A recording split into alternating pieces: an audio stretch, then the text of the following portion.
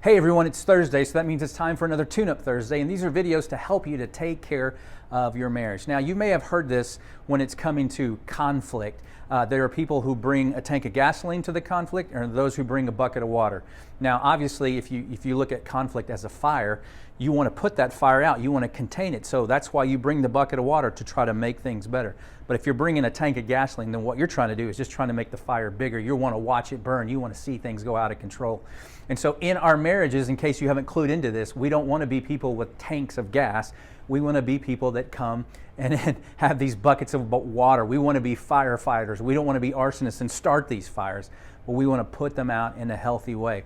And sometimes the things that we say, whether we realize it or not, can make the fire worse, can be just like throwing gasoline on the fire. And here's a couple of phrases that we use. And if you do use these, hopefully you'll get these out of your vocabulary and not use these anymore, because again, they only cause more harm than they do cause any type of good. The first one is this, is you use the phrase, well, at least.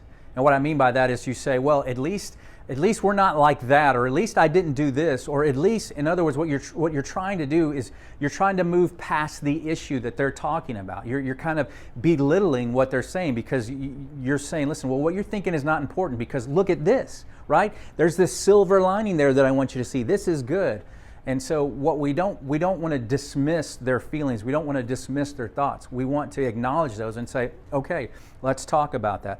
Here's another one. You don't want to say this phrase, well, you're being ridiculous. You ever said that? That's a definite gasoline on the fire phrase. And here's the thing. They might be being a little ridiculous. They might be over emotional. They might be overreacting. But when you're in the middle of a conflict, that's not the time to use that phrase.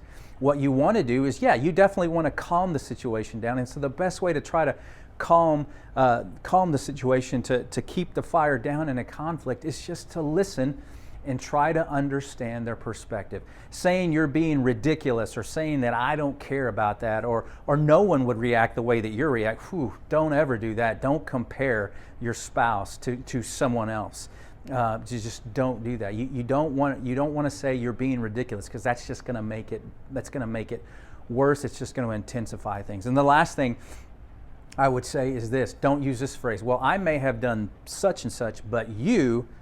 That's classic defense, right? That's your inner lawyer coming out and trying to deflect back onto your spouse and say, listen, I did this maybe, but here's what you did. What you did was way worse. What you did was 10 times as bad than what I did. And so again, you're not accepting any type of responsibility. You're not apologizing. What you're trying to do is push it all back on your spouse.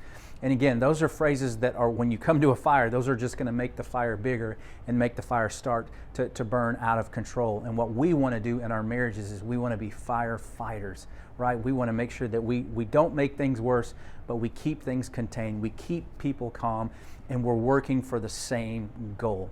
All right? Do me a favor, like this video, share this video, and as always, please, please, please take care of your marriage.